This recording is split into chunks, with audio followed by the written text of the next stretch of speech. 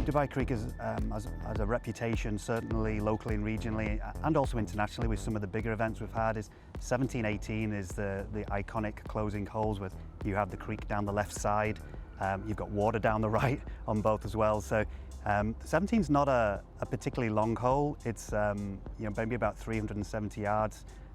But it's normally into wind in the afternoon, and I think that's one of the key things for these two holes. The players will play earlier in the week. If they play in the morning, they're going to have both holes downwind. If they play in the afternoon, they're going to be into wind. Later in the afternoon, the wind picks up, so it's going to be even stronger. So they're going to play it a couple of different ways. It's a card wrecker, especially 18. So you've got water left, water right, water short, water both sides of the green, and it'll play a lot longer than the yardage in the afternoon. So when it comes down to the final round, the players will be twitchy going down 17-18, and that's what we want to see. It's the par fives for me are the big risk and reward holes.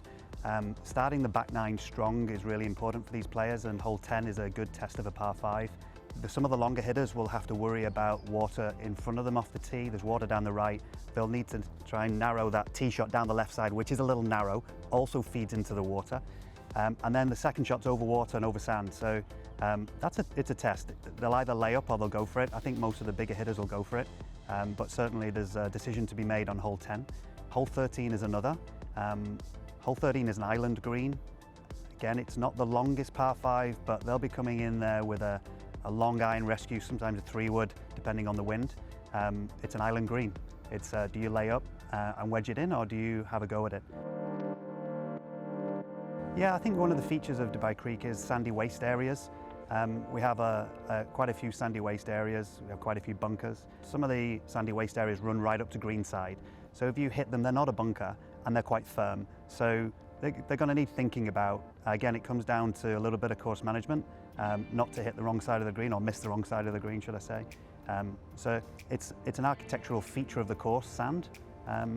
But yeah, we'll see how they play.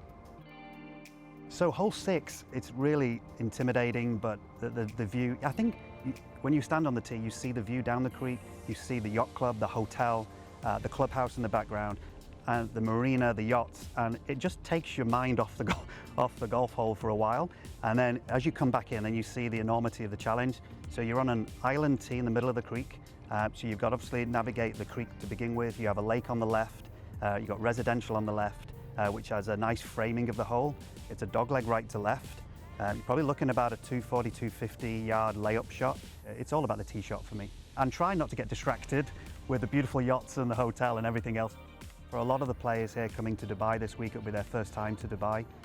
Certainly be first time to Dubai Creek for a lot of the other players also. Dubai Creek is a pretty special place from the moment you come into the resort when you drive down the driveway. The one unique thing about this tournament is some of these players, there's quite a variance in standard from the #1 amateur in the world to some of the more up-and-coming golfing nations in Asia, where the players haven't had the experience of coming to an international destination and playing a world-class tournament. So you've seen the faces on, or the look on some of the faces of those players is going to be pretty special, and I just hope they enjoy it.